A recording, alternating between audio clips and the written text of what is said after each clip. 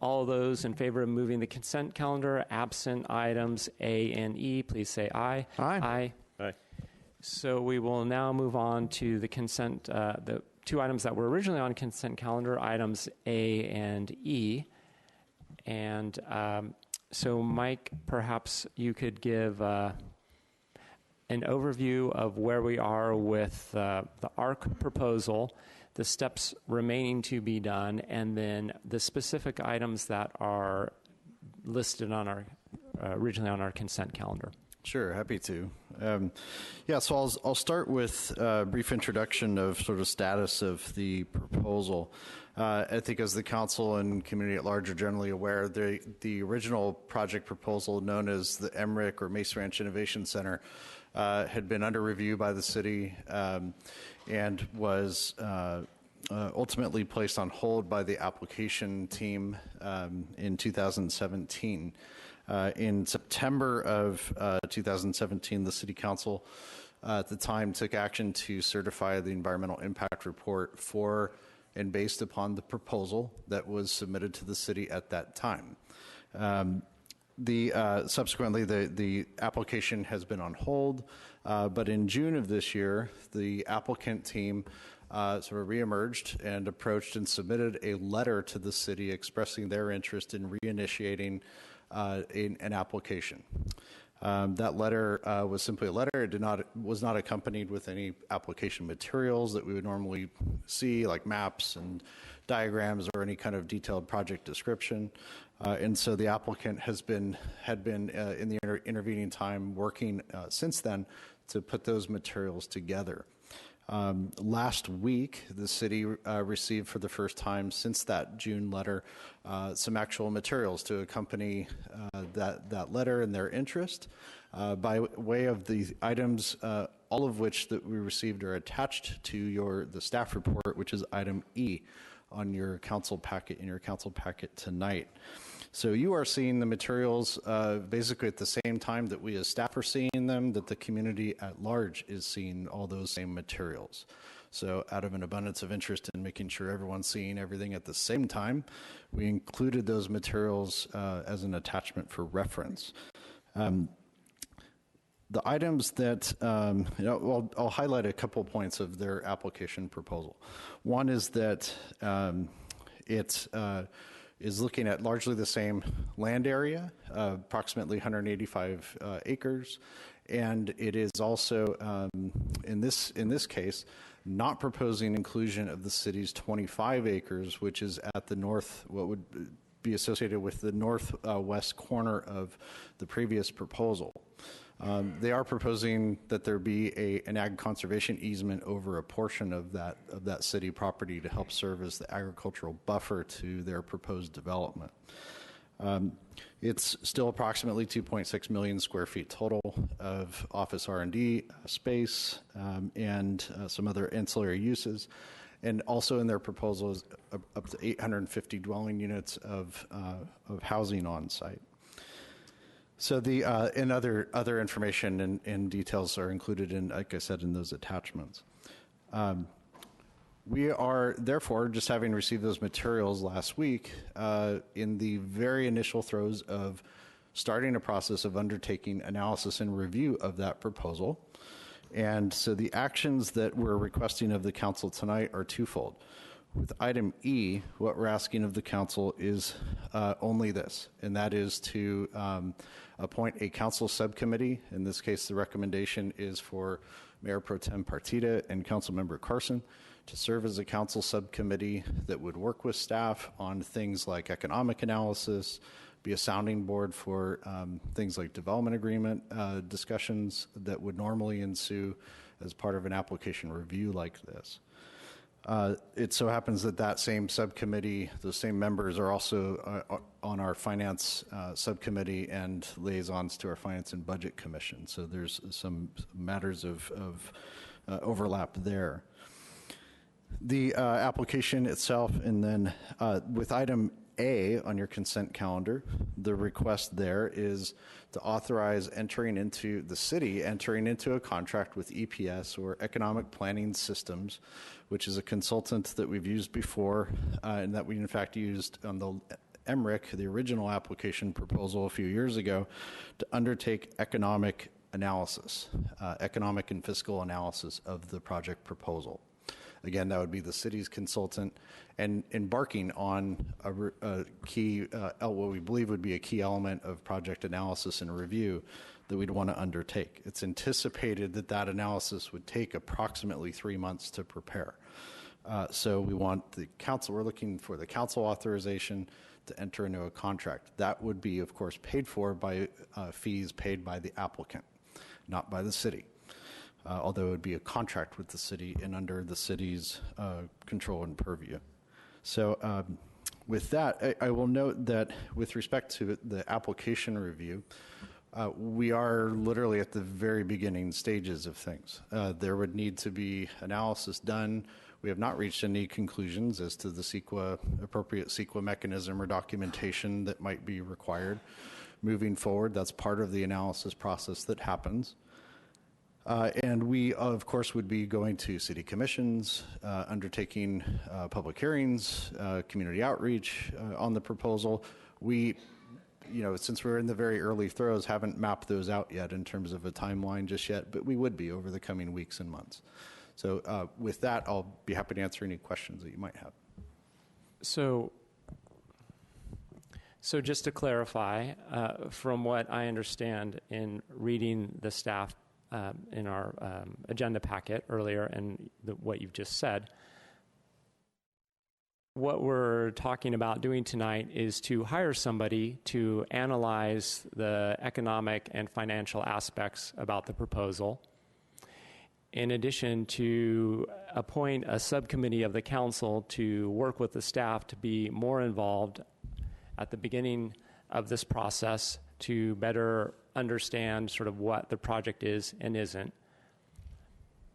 And we heard some sort of strong words earlier about somehow this process being, I won't characterize the description. So, but for instance, you did mention the potential that there could be housing.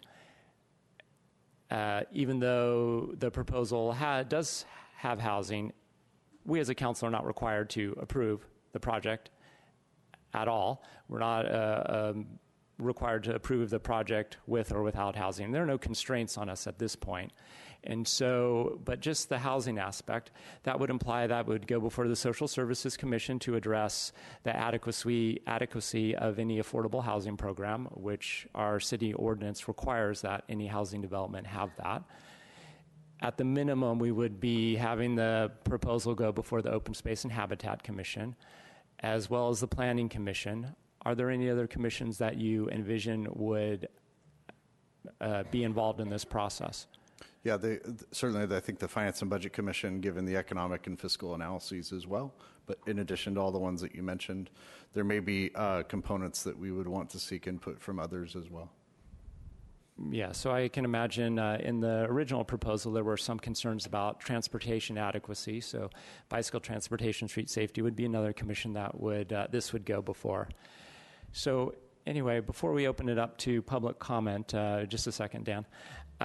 I just want to make clear to the public what we were asked to do tonight on consent does not seem to be controversial to me at all. It's essentially hiring a consultant, an independent consultant, to evaluate the economic and financial aspects of this, and then also to, we all have varying roles up here on the council, and we tend to subdivide kind of the work and what we become experts on. And then the other aspect was to appoint a council subcommittee. I understand that people may not understand what it was that we were going to be discussing tonight related to this project, and it is a quite large project that is being proposed, and rightfully people have very many concerns over the process and what it would look like. I would just say that this is the very, very front end of the process, and ultimately there would be a municipal election where all voters get a chance to weigh in on the suitability of the project for the city of Davis if the council does actually approve that step. So anyway, Dan, you had something. You just made my point, that even if this gets through the process of our commissions, if the city council supports it, it goes before our voters who render final judgment. Although sometimes folks try to override the voters' judgment and go to court, but ultimately we think it'll go to the people. Will? Thank you, Mr. Mayor. You're very kind in not characterizing the comments of the criticism that we've received about this item. I plan to be slightly less kind. I'm baffled by it, frankly, although it does make sense why it's happening. We have folks in our community who've already decided they don't like this project. That's their prerogative. This isn't everybody's cup of tea. But one of the pillars of a no on whatever project it is campaign is to attack the process and say the process was wrong. We did it with our water campaign, which we had been studying for 40 years in this community, and finally we decided it was in our community's best interest to diversify our water supply. But after that 40 years, what do you think the opponents of that project said? This was a rush job, okay? You hear that at every opposition, and you're hearing it now. What we are approving today is to study this and to appoint a subcommittee, and as our city manager said, as soon as we got the information, we put it out there for the community. If that's not transparency, if that's not us doing our due diligence, I don't know what is. So the reason you're hearing the criticism right now is because the folks who have already decided they're opposed to this want to say, hey, look, the process was flawed. So no matter how you feel about the project, it's the process that was the problem. This is a good process. We're following a good process, and I'm proud to support this good process moving forward today. Thank you. Gloria, did you have anything? It's hard to follow that. No, I want to say thank you for clarifying the two items. And I have to say that when I first saw item E, I was a little surprised that there was a whole application there. And so I can see where others in the community might be confused by that. But in fact, the reason there was a whole application there was so that we could be as transparent as possible. And as you said, so that as soon as we saw the application, everyone else saw the application. And, you know, no good deed goes unpunished. And so, thank you. Lucas, did you want to? No. I'll move the items. Well, we were going to public comment on these items. I will just say that, you know, I am keeping an open mind on this project. The details are still to be determined, and we have a long, many-month process to go on this. So anyway, welcome.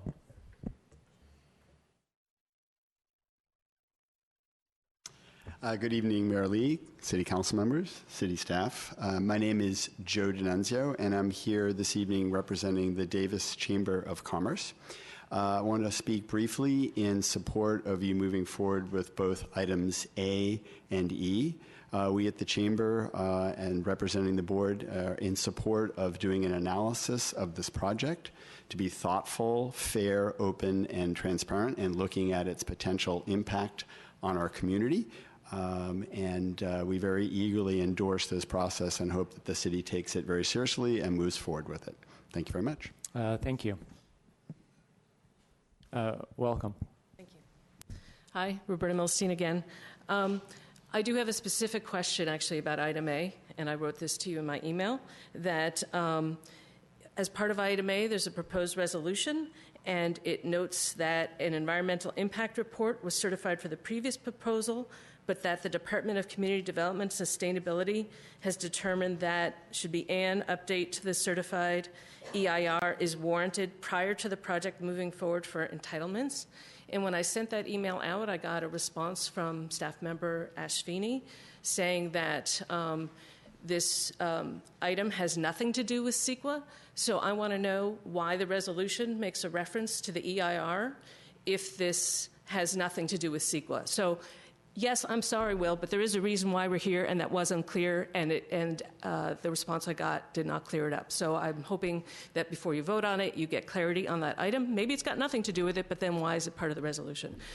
More than that, I take offense at the remark that I have opinions on the project, and I'm sure you'll be hearing a lot about them in the future, probably more than you want to. But the fact of the matter is that the first time I ever came before this council was when the adjacent property, Mace 391, now called Leland Ranch, that was on a consent calendar. They tried to push that forward through. So, you could forgive me for being once burned, twice shy. I had some nice kind of friendly remarks here, but now, this is what happens. You bump it up, Will, and I'm going to bump it up too. Now I'm angry because, yes, there is another way to do this. You didn't have to first present this project under item E on the consent calendar. You could have deferred this and then said, okay, now we want to let the community know, oh, there's this project, and by the way, the city is moving forward with it. You could have done it that way. You decided to do it this way. And I'm sorry, it looks underhanded. It really does, and it gives me bad deja vu for what happened with Leland Ranch. So I'm very appreciative that you decided to pull the item. This gives the citizens the opportunity to know that you're interested in moving forward with the project. It draws attention to item E. People can go and look at that project description. I'm grateful to hear that there are going to be events. I'm grateful that it's going to be going to all the commissions. Those are all good things. Those are all the things that need to happen. But it didn't have to happen this way. I'm sorry. So, all right, I'm going to walk away before I say anything else. Thank you. Thank you. Welcome. Good evening, City Council. I'd like to start by pointing out that there's over 4,000 parking places in this project. I cannot believe that it's not at the tip of everyone's tongue that this is going to the Bicycle Safety and Transportation Commission. I mean, 4,000, how many tens of thousands additional car trips on Mace Boulevard will this be? Why? How is it not on the tip of our tongues that this is that transportation will be analyzed? How is this not going to the Unitrans Commission as well? How are we not looking at public transportation when we're talking about so many parking spaces? Councilmember Arnold, my goodness. We're talking about process. The process that was put forward tonight was that this was going to be on consent calendar. Pulling it from consent calendar is already an admission that the process was flawed. Councilmember Carson, I'd like to go back in the time machine for a moment and remember that you sued UC Davis to stop student housing. And you're here now on the council talking about lawsuits? You sued to stop student housing. So I'm sure there will be, if this is the way the council is going to approach it, if this is the rhetoric that we should expect from the council. Now, Mayor Lee, I have to say I really appreciate the tone that you've taken. Mayor Pro Tem Partida, I appreciate the way you've approached it as well. And I look forward to a really healthy debate on this. I look forward to all the information coming out. Thank you. Thank you. Welcome. Good evening, Mayor Lee and members of the City Council. I'm Dan Ramos, project manager for the Aggie Research Campus, our new name. And I'm not angry. I'm very happy to be here to launch this project again. We've been looking forward to this and working very hard to bring the best possible project back to you for consideration. We definitely approve the staff's recommendation for action tonight to appoint the two council members. We really appreciate you putting in the extra time to do it. We look forward to working with you on all the matters of this project. Appreciate that and appreciate the opportunity to get the consultant on to get the economic information up to and we really plan to work closely with staff. But also wanted to let you know that, and I would like to read kind of just something that kind of said back before, but we used the past 3 years to further investigate and confirm the best approach for ensuring long-term project success, delivering an innovation campus that meets the economic development objectives, identified the city that is a great fit for Davis. We are confident that the path now proposed will deliver an innovation and technology center that reflects Davis values, is environmentally responsible, benefits the local economy, and is consistent with the vision of the city that has been discussed and analyzed for over a decade. And that's what I say. We've been working on this for over a decade. Back when I lived here, we worked on this. So I appreciate the opportunity to bring this project forward. It's going to be, we look forward to working with staff. We've, just to let you know, in the last year, we've reached out to over 200 community members. We went back in 2016 when we had this project kind of up the bat too. We actually went back to some of the concerned citizens who were there. We've met with them. We continue to plan to meet with a lot more to make sure this project is very well exposed to this community. We look forward. It's a good project. And one unique thing that we've done here is, we have the alternative housing. That's one of the things that we found that to improve this project is to bring a housing component, some workforce housing and affordable housing, what this community really needs. And we understand that now. We look forward to bringing forth this great project. And thanks for getting it started. We appreciate it. Thank you. Welcome.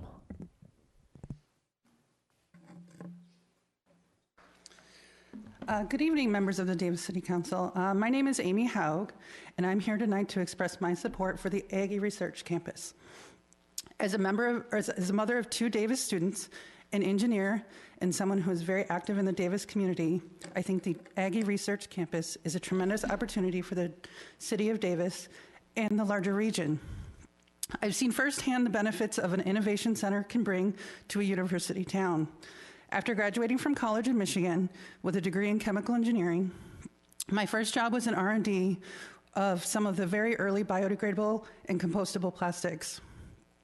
The Innovation Center where I worked made it possible for the university research to be a job creator. As a result, we were able to explore and demonstrate the viability of scaling up the process and to seek business partners to bring our product to market. Many of the companies that were born from that innovation center stayed in the area and brought jobs and revenue to the city. This is what the Aggie Research Campus is trying to accomplish. Due to UC Davis, this community leads in many ways, but I've been made aware that it has a lack of space for businesses to grow. The Aggie Research Campus will enable companies born here to remain rooted here and attract cutting-edge industry leaders to Davis. The Aggie Research Campus has an added benefit of providing housing for staff and much needed revenue to the city and to Davis, to the city of Davis. Steve Jobs once said, "Innovation distinguishes between a leader and a follower." I would like to add that innovation needs a space to grow.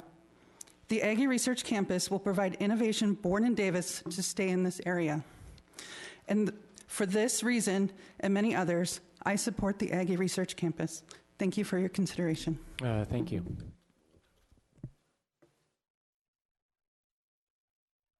Welcome.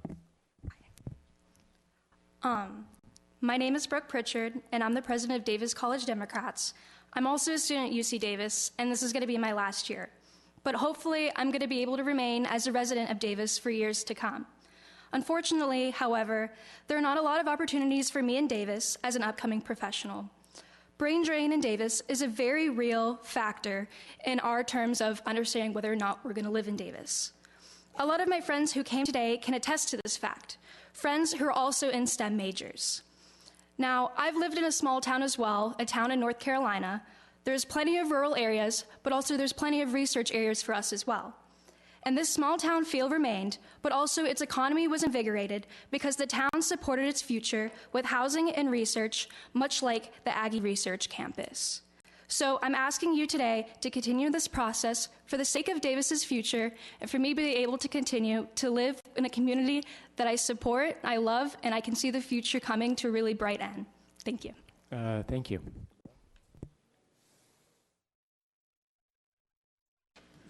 Hi there, my name is Francois, and I'm a UC Davis student. And so the thing with the Aggie Research Center is that, like, as a student who has to pay high rents in Davis, I don't need to go through the same arguments that we were talking about a year ago.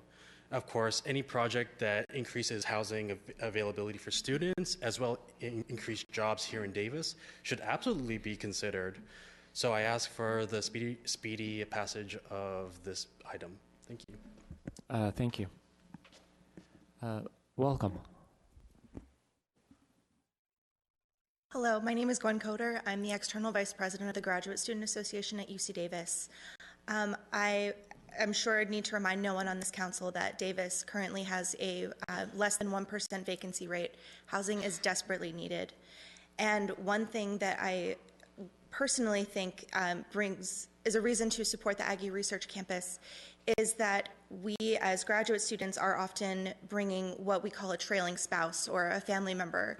And it's a burden for many students that spouse needs to work in the Bay Area, forcing them to live further outside of town. When they could be part of this community, they could contribute in terms of tax revenue to our town and grow the innovation that the university and the town so desperately needs. We haven't taken an official position on this project yet as a legislative body, but we look forward and in general support any housing that has gone through appropriate processes with the city. Thank you. Thank you. Welcome. Good evening, Mr. Mayor, members of the City Council. My name is Molly Merman. I am the Executive Director for the Davis College Democrats. I'm also a third year at UC Davis. I just want to express my support for the Aggie Research Center.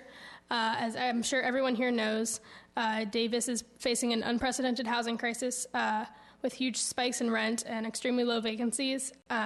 It's simply basic economics that we must increase supply to meet this increased demand. So I'm very glad that there's housing attached to this project. Additionally, as a pharmaceutical chemistry major, I'm hoping to go into industry after I graduate, and the fact is that there's simply not a lot of opportunities in Davis. I would love to remain here as part of this community, and I'm sure many, many Davis students would, but there's simply not enough jobs, high-skill jobs in these areas, and this is a great opportunity to increase the number of those. Thank you. Thank you. Welcome. Thank you, Mayor. Council members, I'll try and speak without raising anybody's ire, but we've already got people in favor of the project, and it's just been thrown out there. But anyway, I just want to say that I'm glad that this is out there. I'm glad that the community got it when the city got it. As you all know, process is pretty important to me. I'd like to keep this a good open process. There have been projects in the past where promises were made that maybe weren't kept. That Davis often seems like a city with really good policies that don't always get followed. And so I would just like to put out there something I heard John Meyer say, that instead of saying, you know, when the issue of a city policy comes up and conforming to that policy or trying to maybe not quite follow that policy, instead of asking, can we make it happen, let's ask how we can make it happen. Thank you very much. Thank you. Anyone else for public comment on the consent items, that item A and E? Seeing none, we'll bring it back for council discussion. Mike, did you want to maybe address any of the questions that came up during the public comment? There was one with respect to the question about the resolution for the EPS contract, making reference to the EIR certification. And yes, there is a statement of facts of prior actions. That is the only, of course, action that the city council formally ever took with respect to the prior MRIC application. And so we felt it was prudent to reference that action, but also moreover to note in the following whereas statement that an acknowledgement that we have a need to evaluate for change conditions since that EIR was drawn up and certified. So these were included in the whereas statements of the resolution simply for historic reference and to ensure that, you know, no, since an EIR was certified, it doesn't mean or assume that that same EIR will in fact go unchanged, but we need to do analysis like this in order to understand what change conditions there may be. So that was I think the one item I wanted to just follow up on. Yeah. Or other questions from council? Yeah, so if I could maybe put it in more layman's terms. Several years ago, when this city, in conjunction with its consultants, evaluated the project proposals, there were a few possible alternatives. An EIR was performed, and the EIR was certified. The fact that was from a few years ago, and that the project is, as that is being proposed today, is different in some respects to some of those scenarios that were evaluated, may mean that we need to append or make adjustments to the EIR. Perhaps the city attorney could put it more put it more in legalese or more. But essentially, the fact that we're hiring an economics consultant to evaluate the financial aspects and the economics aspects does not preclude the fact that we do need to make sure that the adequacy of the ER still remains.